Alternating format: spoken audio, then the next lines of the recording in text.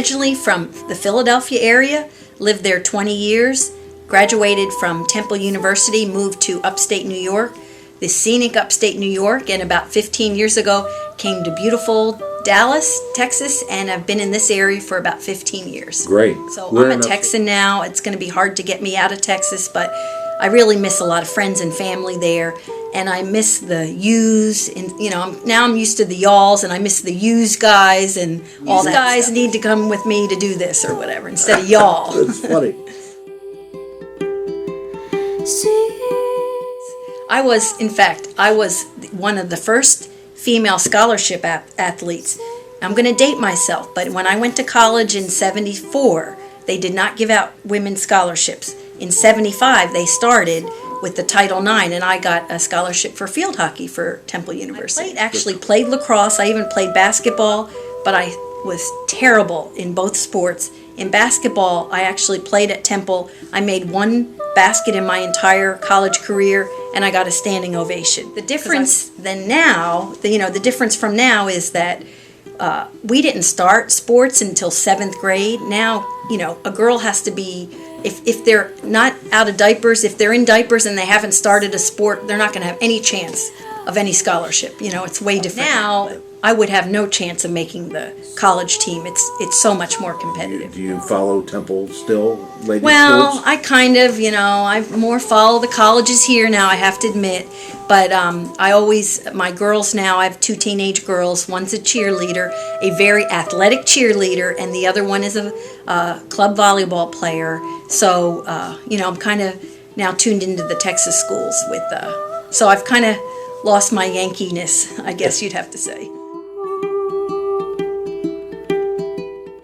Right where we live is near where Plano, McKinney, Allen, and Frisco all meet at the Four Corners. So I'm excited to work in McKinney because ever since I moved here, we'd come to the square. Anytime people would visit us, we'd bring them to the square and go to the pantry and walk around at the shops. And now I work walking distance from the square. It's awesome. I don't get to do the nightlife anymore, but one of my favorites is Rick's. And the reason I love Rick's Chop House is because we have a great partnership with Rick.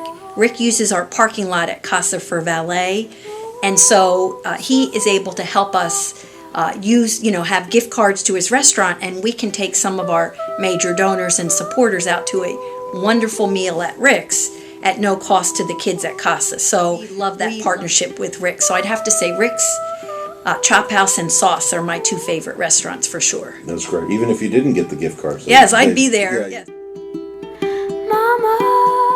So I did a lot of volunteerism in the community and then got involved in the nonprofit world.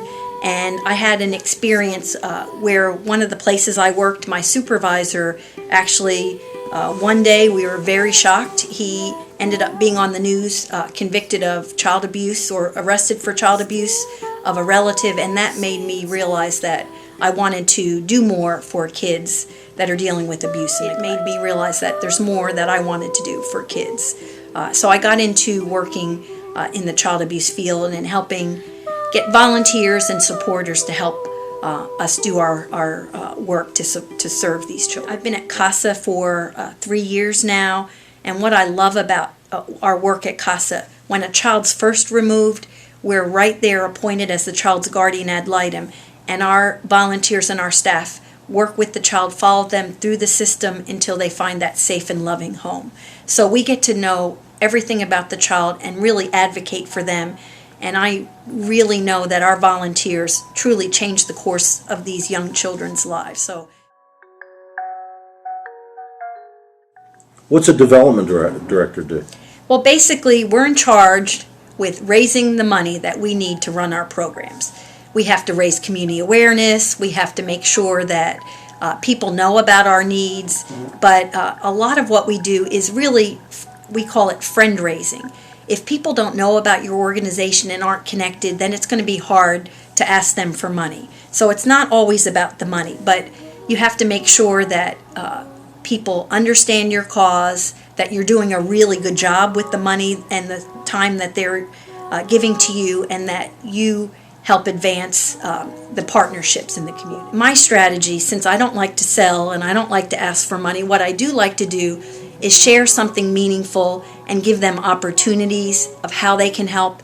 And it can be your time, it can be financial support, it can be connecting us with somebody that has the financial capacity, but it's really telling that story that makes somebody that's giving you money really know that it's made a difference. And that's, you have to build a lot of relationships and really spend a lot of time working that. It's just like there's no other organization that somebody can be involved in that has less of a direct impact than CASA. I mean, by serving as either a CASA volunteer, a supporter, a donor, you are impacting a young life and changing the course of the future. And if you think you have a story to tell, send me an email. But I have to tell you up front, it better be good. I hope you